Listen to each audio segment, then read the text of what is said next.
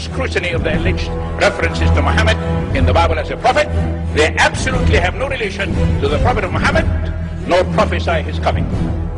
Mohammed is not mentioned in the Old Testament. Mohammed is not mentioned anywhere from Genesis to Revelation. Mohammed is God's true messenger. That's a joke.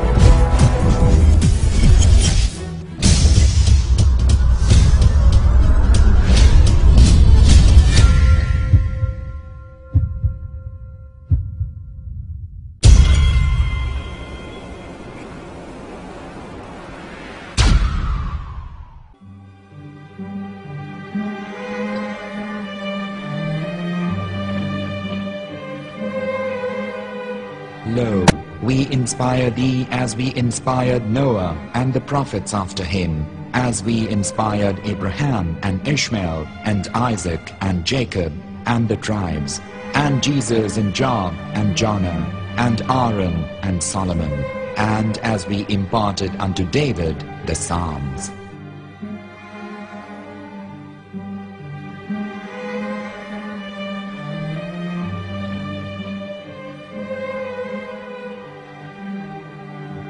The verse we've just heard is from chapter 4 of the Quran. In the verse, God is affirming to humanity that Muhammad is indeed the recipient of a divine guidance, just as Noah, Abraham, and the rest of the prophets.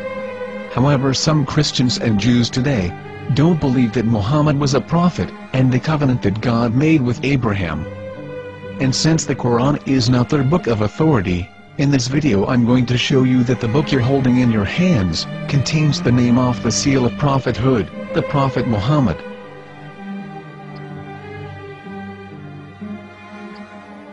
As known, the Old Testament was preserved in the Hebrew language. In the 5th chapter of the Shir HaShirim, which is one of the 5 Megillat or sacred scrolls that are part of the Hebrew Bible, or for short the Song of Solomon, as Christians know it today. That chapter is discussing someone.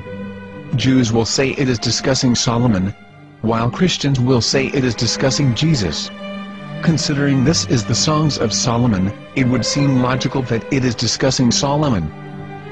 The verses, describing this mystery man, have the narrator's speech conjugated in the feminine, meaning it is a woman who is describing this man. So it is possible that it is one of Solomon's wives discussing her husband Solomon. However, Christians assert that Jesus is being discussed, and that the chapter is describing a man who was not yet alive at that point. A prophecy.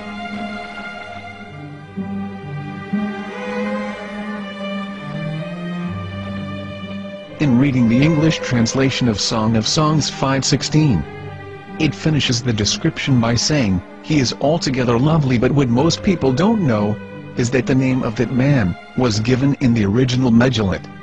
Here is verse 16, and how it is written in ancient Hebrew, before introducing the vowels, in the 8th century.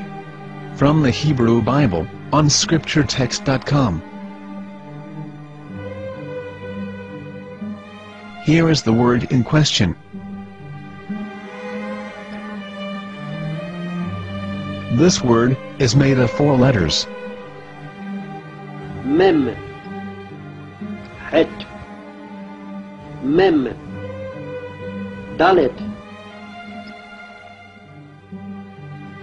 Now when reading the word as it is written in its original form, with no vowels, it can be read as Muhammad, which is the name of the Muslim prophet, or as Mamad with no A after the H.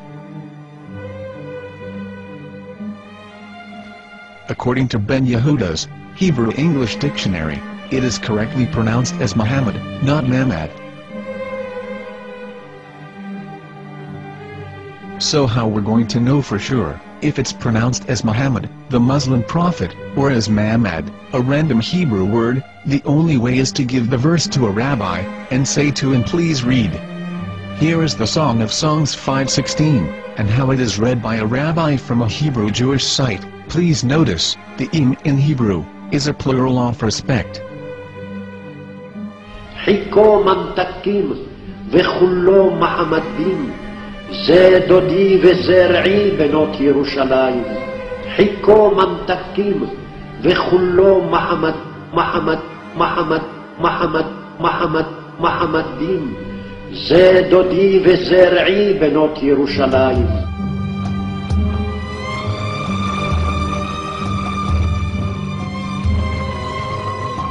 We are coming out from the darkness. There are no other gods but God, and Mohammed is his messenger.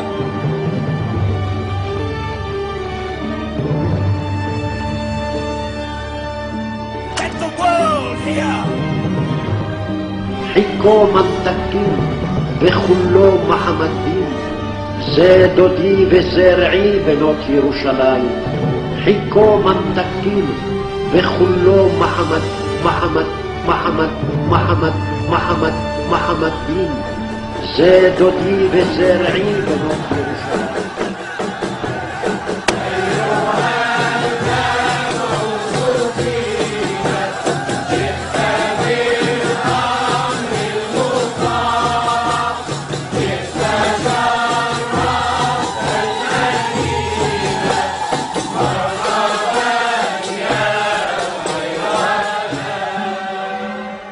Here is the famous SDL translation tool, which includes a professional human translation, as well as an online translation. We're going to copy our Hebrew word of the Song of Songs, directly from the Jewish site. It's the same site, where you can hear the rabbi reading the verse in Hebrew.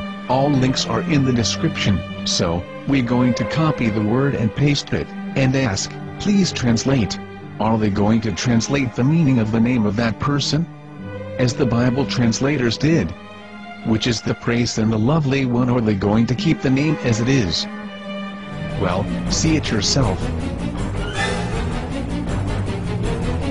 Here is the World Lingo translator. The result is the same. It's Muhammad.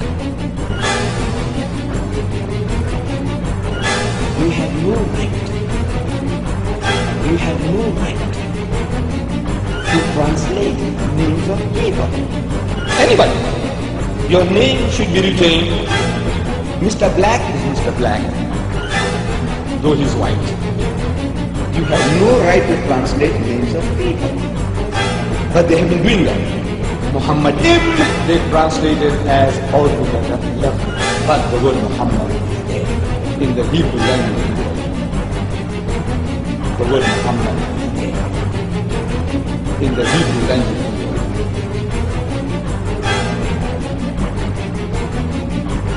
I will tell you a story from my own personal experience.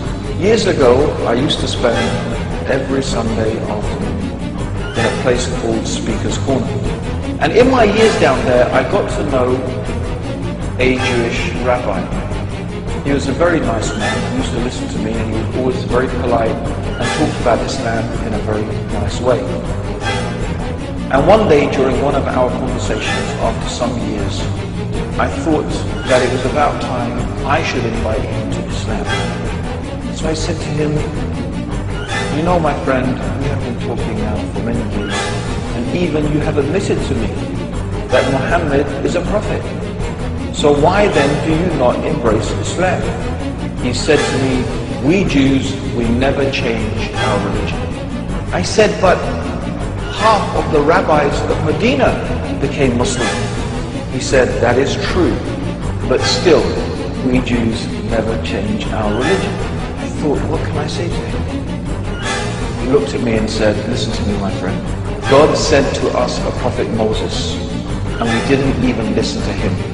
Do you think we're going to listen to another prophet after him? From another tribe? From another people? When he said that, I had nothing left to say. He knew that Muhammad was a prophet.